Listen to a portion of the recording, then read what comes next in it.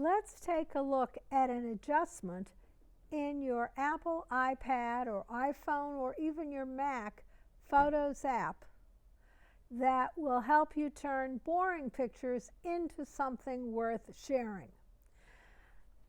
This picture has way too much grass in it, and you really can't see the lobster buoys, which are the main point of taking the picture. So I'm going to editing, which is this 3 lines down at the bottom. I'm going to tap it. Over on the left, I will see the option to crop. When I tap that, notice that each of the corners is now bolded. All I have to do is to pinch those corners to make the picture I want.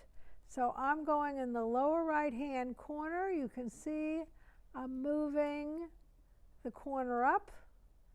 Now you can still see the brilliant blue of the house, but you can also see the lovely colorful lobster buoys. A much better picture.